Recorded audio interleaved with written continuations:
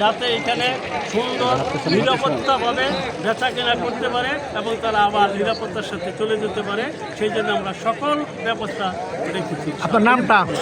আমি মোহাম্মদ আলী হোসেন এবং অত্র মেলার সভাপতি এবং গত বছর এই মেলার সভাপতির দায়িত্ব পালন করেছি। এই বছর একটা ঘোষণা দিয়েছেন যে হচ্ছে কি মেলা থেকে কোনো স্টল থেকে কোনো টাকা পয়সা বা কালেকশন করা হবে না, এই বিষয়ে যদি বলেন। আমরা আরেকটা কথা বলছি, সেটা শুনে রাখেন।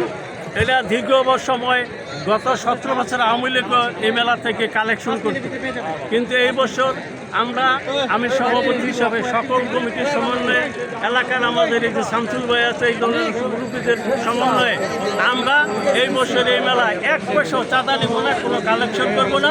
নিরাপত্তার জন্য যত খরচ হচ্ছে সেটা আমরা কমিটি বেয়ার করছি, 1 পয়সা আমরা চাঁদা নিয়ে নেব। আপনারা দেখতে পাচ্ছেন মাইকে ঘোষণা দিচ্ছি, এবং আপনারা এই মেলা যতক্ষণ চলে সেহেতু এই মেলায় অনেক মাছ ফুটার কারণে কেউ বলে মাছের মেলা, আবার কেউ এই এলাকার জামাইরা দাওয়াত খেয়ে মাছ নেয়, এই জন্য কেউ বলে এটা জামাই মেলা, কিন্তু আসলে এটা পৌষ মেলা।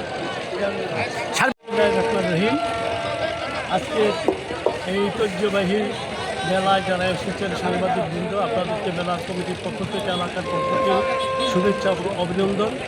আপনারা এই মেলায় এসেছেন, আমরা ধন্যবাদ জ্ঞাপন করছি। আসলে এই মেলাটা কবে থেকে শুরু হয়েছে আমরা জানি না, তবে আমাদের পূর্বপুরুষরা বলেছেন, যাদের বয়স 100 বছর হয়েছে তারাও বলেছেন এই মেলাটা আমরাও ছোটোবেলাতে দেখছি এই মেলা হচ্ছে। এখানে আমাদের ধারণা 250 থেকে 300 বছর ধরে এই মেলাটা চলছে।